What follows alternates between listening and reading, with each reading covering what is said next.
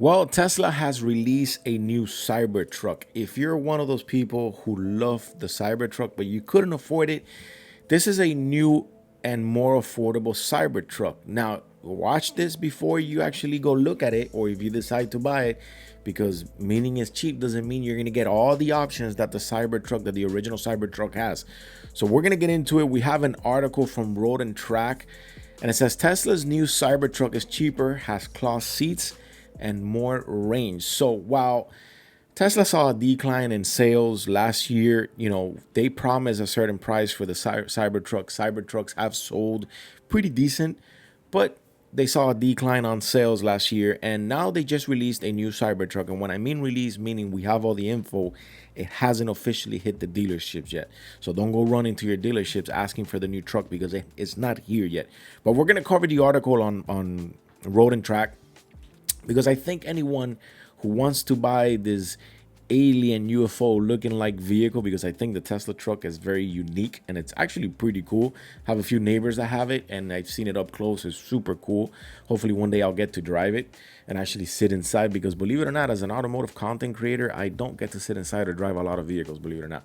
But they have released this new Cybertruck, which is a lot cheaper, catering to a consumer who probably can't afford the original purchase, but it's going to come with a lot of changes. So stick to the end.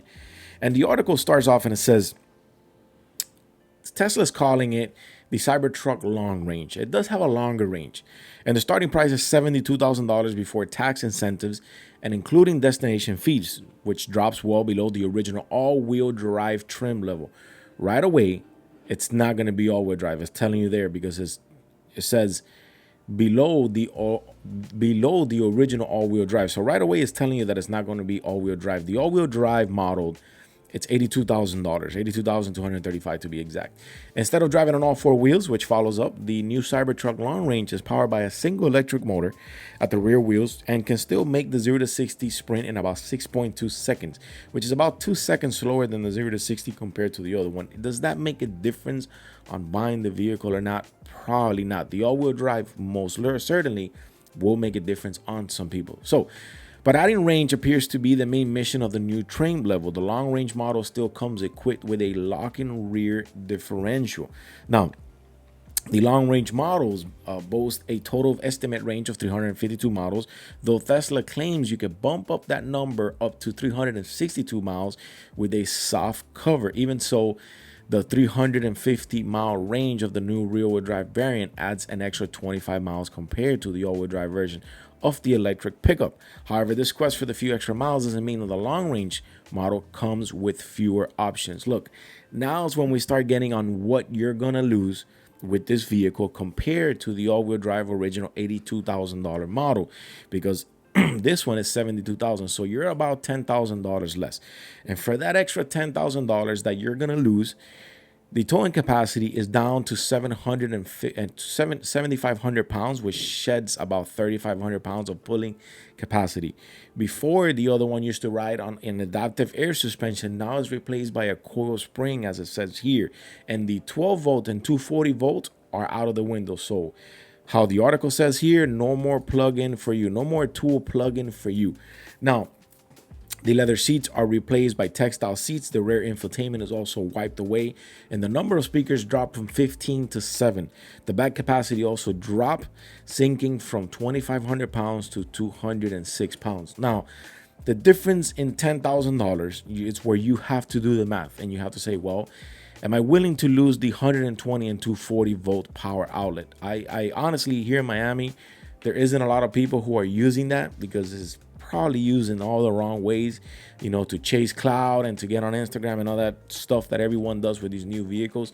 Now, the towing capacity, if you do pull a boat and if you're buying this car to pull some sort of boat or trailer or whatever, that's the one you have to watch because you're shedding 3,500 pounds. When it comes to speakers, 15 to 7, you're still going to hear your music. The infotainment in the back is gone. The seats are different. So it rides on 18-inch wheels, which is pretty much standard, though the 20-inch wheels are also available if you're willing to shed the range, because it does shed the range. Now, other options that will be included will be the self-driving for $8,000 and the cover for $750, which claims to be that extra for that for that extra long range. Now, Tesla claims the affordable Cybertruck variant will be ready to deliver by June or July of this year.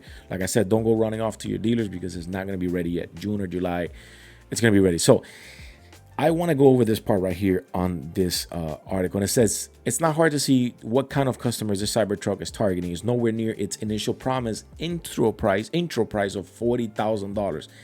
But at just over 72, which is $70,000, 72, it's in good company with the more traditional options like the Ford F-150 Lightning, $65,190 for the XLT, and other startup competitors like the Rivian RT1 at $71,000. Additionally, Tesla saw a 30% year-over drop in sales in 2024, indicating that includes somewhat less buyers will be important for the company's CEO Elon Musk. Plus, the base model interior and the middle-end mechanics of the new variant appeal to the kind of people who is likely buying the Cybertruck as more of a statement than a dedicated work truck. And that's exactly where I wanted to get to.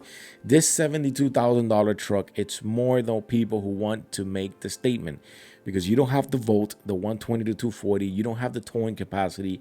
Now the seats change, the infotainment in the back get deleted. And it's honestly a good idea that Tesla did this. And for me, I'll give you my own opinion. If I wanted to buy the Cybertruck, because I think the Cybertruck is cool. I bash on EVs all the time, but I still think EVs are worth, if you have a short commute, which I do from work to home and the groceries and doctors or whatever, my commute is very short. So if you wanted to make a certain statement, or if you wanted to buy something cool, this one that's missing all these options, in my case, would be the best bang for my buck, because I don't use a lot of the tools. Most of my tools are mechanic tools that I use air ratchets, that I use regular manual ratchets. So the 120 to 240 for me doesn't really come in handy because I'm not going camping. I'm not pulling a trailer or a boat, or I'm not using different power tools that I would need if I was out at the ranch. Now, the towing capacity for me doesn't affect me either because I don't pull anything. Air suspension or coil spring options completely doesn't affect me. So I would be one of those candidates. So you would have to see if that's where you would fit the budget on buying this vehicle. Now, it looks just like your regular Tesla Cybertruck. The difference is that it's going to have 18-inch wheels. The interior is not going to have the infotainment in the back, and the seats are pretty different. Looking at this picture, this truck is very plain. What you get is a steering wheel, cup holders, a little pocket there with a little pocket in the back right here, and your big infotainment there. Again, I'm a guy that loves my buttons. I love to see buttons everywhere. This for me is a little weird, but nonetheless, this is the truck that you're gonna get for $72,000. Anyways, if you guys are rocking with the content, hit that thumbs up. I'll see you on the next one.